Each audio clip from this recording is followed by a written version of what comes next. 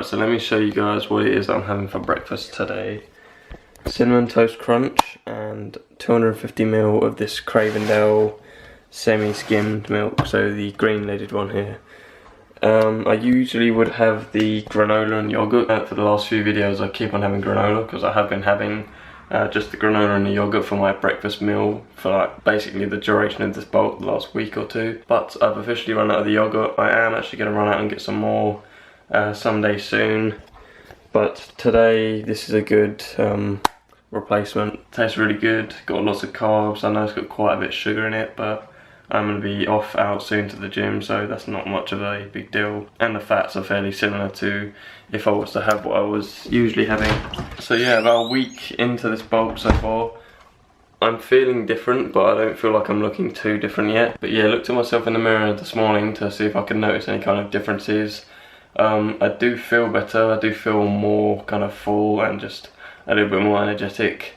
But looking in the mirror this morning, kind of didn't see much of a change. I felt like I did see, like everything kind of looked bigger, if that makes sense, but not actually like I gained anything. Just the water weight and the increase in carbs made me feel more full, which I love. As well as having the increased energy, just looking bigger in general makes you kind of more confident in the gym and more confident you can actually lift more stuff. So that's always a plus, but I haven't actually noticed any muscle gain yet, so just gonna keep grinding through all of this and checking the scales as we go with it, see if there's actually any muscle there. Alright, so back from the gym after doing my first workout of this week. Got as much volume as I could in with everything, and I think I kind of did the perfect amount. If I was to do any more, I would have just felt exhausted and not really given it the most that I could with those exercises. And if I did too little, then that's just extra energy that I could have used to do more volume. But anyway, workout was good. Shoulders went fine, triceps went fine, but chest also went fine,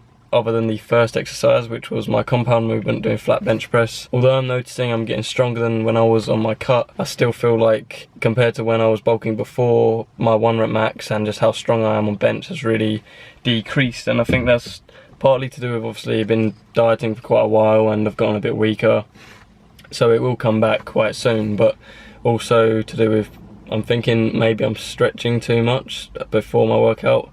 I read up on an article that if you actually stretch too much before any kind of exercise, it affects your performance a bit negatively. So with weightlifting, especially if you're a power lifter and you're trying to lift heavier than like last week, yeah, stretching too much kind of untightens the muscle, so you're not got as much power that you can put into the movement. So gonna continue warming up as I would, but instead of stretching like all different angles for 10-20 seconds, I'm literally just gonna stretch for the least amount of time I have to, and have most of the warming up coming from the actual exercises and just slowly adding weight to the bar.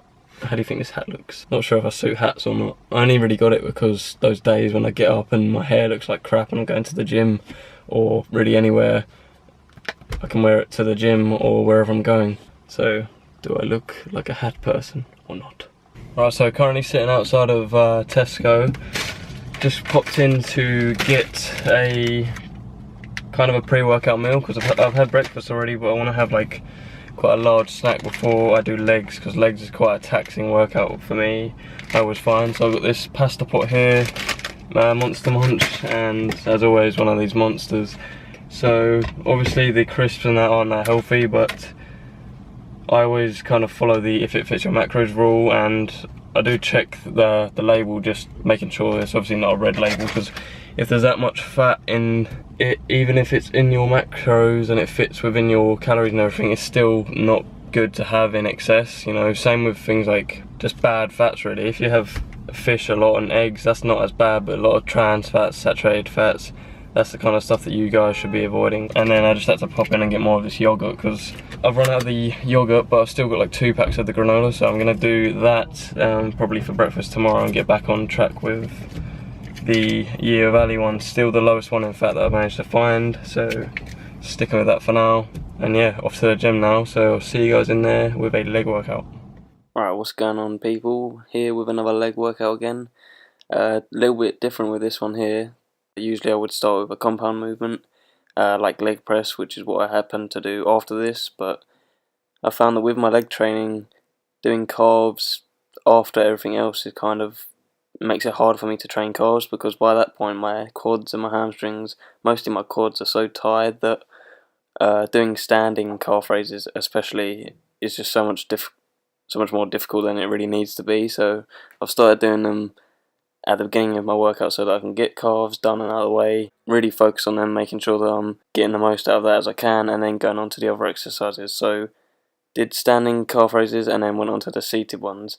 The only difference for these really is that with the seated ones, it involves more of the soleus, which is the muscle that's underneath the gastrocnemius of your calf. So with your calf, there's the inside muscle and the outside muscle that makes up the gastrocnemius. You can target these differently just by either pointing your feet outwards or inwards, but the soleus is a lot more involved whenever you're doing seated calf raises. And then after that went on to this leg press, and as you can see my feet are quite low down. I actually put my legs as low down on the pad as I could without my heels actually protruding, so I've got my heels as far down as I can so that I'm really putting all of the weight and all the emphasis onto my quads, because whenever I do leg press, that's the main focus. I find it easier to do a quad focused leg press than if I was to do hamstrings, but I also did do some hamstrings with it. The first, I think I did 3 or 4 sets of this type of stance, so involving mostly quads, and then after that keeping the same width of my feet apart, still quite narrow, involving more of the outer quad. So narrow stance, outer quad, wider stance, inner quad, and similar with the hamstrings. But yeah, on that you can notice that I am standing a little bit higher up just to involve a little bit more of my hamstrings. So with leg press, typically the lower that you go down with it, with your feet on the pad, the more quad's going to be involved. The higher up you go on it is going to be more hamstring focused. Now after that went over to the typical stuff that I do for quads and hamstrings. I did extensions, and then I went on to lying hamstring curls. I supersetted this. I did quads first for about 12 reps, really focusing on the squeeze at the top of the movement, trying to hold it for a couple of seconds, and then returning with a slow negative, really just putting the muscles under constant tension. And by squeezing at the top and holding it there, you're activating as many muscles in that muscle group as you possibly can.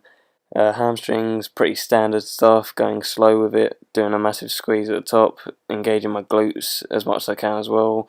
After that I went on to do one more hamstring exercise, which was a seated hamstring curl, so pretty much the same thing except a slightly different machine, and just a great way for me to put more volume onto my hamstrings, but be able to do it just seated, not have to, similar to the calves, not have to worry so much about my quads being fatigued because I would be doing it seated. Whereas if I was to do something like deadlifts or lunges, my legs would already be so smoked that it'd be so difficult for me to actually do that last hamstring exercise. But yeah, that was the workout there. Hope you guys enjoy the rest of this video.